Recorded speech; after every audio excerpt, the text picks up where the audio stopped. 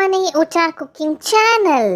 ಇವತ್ತು ನಾವು ಪನ್ನೀರಿಂದ ಒಂದು ಸೂಪರ್ ಡಿಲಿಷಿಯಸ್ ಸಾದ ರೆಸಿಪಿ. ಇದು ತುಂಬಾ ರುಚಿಕರವಾಗಿರುತ್ತೆ.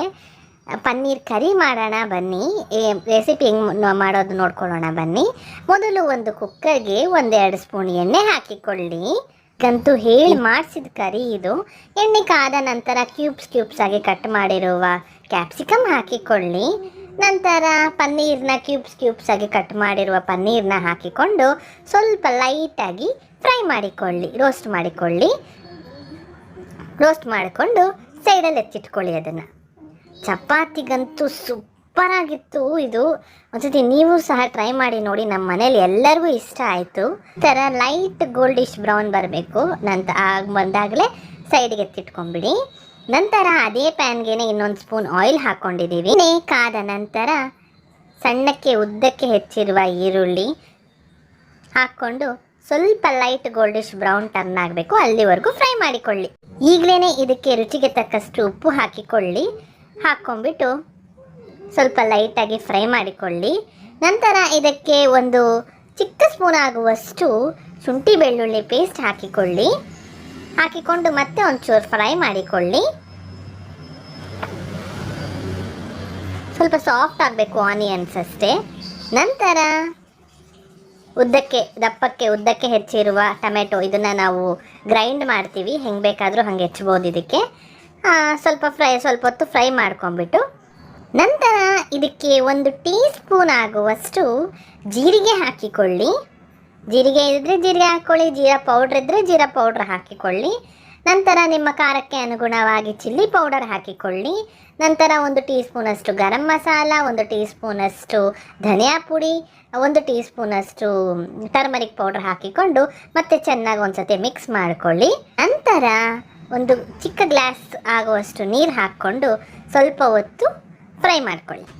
ಚಿಕ್ಕ ಗ್ಲಾಸಷ್ಟು ನೀರು ಹಾಕ್ಕೊಂಡು ಸ್ವಲ್ಪ 1-2 ಸೆಕೆಂಡ್ ಈ ಥರ ಕಲಿಸ್ಬಿಟ್ಟು ಕುಕ್ಕರ್ ಲಿಡ್ನ ಮುಚ್ಚಿಬಿಟ್ಟು 1 ವಿಷಲ್ ಬೇಯಲು ಬಿಡಿ. ಇವಾಗ ನೋಡಿ 1 ವಿಷಲ್ ಕೂಗಿದೆ ನೋಡಿ, ಈ ಥರ ಆಗಿದೆ. ಅದು ಫುಲ್ ಚೆನ್ನಾಗಿ ಸಾಫ್ಟ್ ಆಗಿದೆ. ಈಗ ಇದನ್ನು ಏನು ಮಾಡಿ ಒಂದು ಹಾರಿದ ನಂತರ ಮಿಕ್ಸಿ ಜಾರ್ಗೆ ಹಾಕ್ಕೊಂಡು ಗ್ರೈಂಡ್ ಮಾಡ್ಕೊಳ್ಳಿ. ನಂತರ ಒಂದು ಪ್ಯಾನ್ಗೆ 2 ಸ್ಪೂನ್ ತುಪ್ಪ ಹಾಕ್ಕೊಂಡಿದ್ದೀವಿ. ಫ್ಲೇವರ್ಗೆ ನೀವು ತುಪ್ಪ ಇಲ್ಲ ಅಂದರೆ ಪರವಾಗಿಲ್ಲ, ಎಣ್ಣೆ ಹಾಕ್ಕೊಂಡೇ ಮಾಡ್ಕೊಳ್ಳಿ, ತುಂಬಾ ರುಚಿಯಾಗಿರುತ್ತೆ ಇದಂತೂ. 1 ಸ್ಪೂನ್ ಎಣ್ಣೆ ಹಾಕ್ಕೊಂಡಿದ್ದೀವಿ. 1-2 ಸ್ಪೂನ್ ತುಪ್ಪ, 1-2 ಸ್ಪೂನ್ ಎಣ್ಣೆ ಅಷ್ಟೇ ಹಾಕ್ಕೊಂಡು ಇದಕ್ಕೆ ನಾವೀಗ ಚಿಲ್ಲಿ ಪೌಡರ್ ಸ್ವಲ್ಪ ಒಂದು ಚಿಟಿಕೆ ಆಗುವಷ್ಟು ಹಾಕ್ಕೊಳ್ಳಿ. ನಂತರ ನಾವು ರುಬ್ಬಿಟ್ಕೊಂಡಿರ್ತೀವಲ್ವ ಮಸಾಲೆನ, ಅದನ್ನು ಇದಕ್ಕೆ ಹಾಕ್ಬಿಟ್ಟು ಚೆನ್ನಾಗಿ ಬೇಯಲು ಬಿಡಿ. ಸ್ವಲ್ಪ ನೀರು ಹಾಕ್ಬಿಟ್ಟು ಮಿಕ್ಸಿ ಜಾರಿಗೆ ಆ ನೀರನ್ನೇ ಇದಕ್ಕೆ ಟ್ರಾನ್ಸ್ಫರ್ ಮಾಡಿ ಇದಕ್ಕೆ ಹಾಕ್ಬಿಟ್ಟು ಚೆನ್ನಾಗಿ ಬೇಯಲು ಬಿಡಿ. ನಿಮಗೆ ಗ್ರೇವಿ ಕನ್ಸಿಸ್ಟೆನ್ಸಿ ಎಷ್ಟು ಬೇಕೋ ಅಷ್ಟು ನೀರು ಹಾಕ್ಕೊಳ್ಳಿ.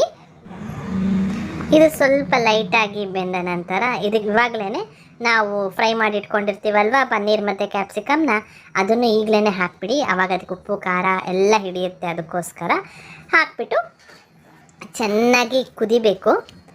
ಚೆನ್ನಾಗಿ ಕುದ್ರೇ ಒಂದು ಥರ ಟೇಸ್ಟ್ ಬರುತ್ತೆ.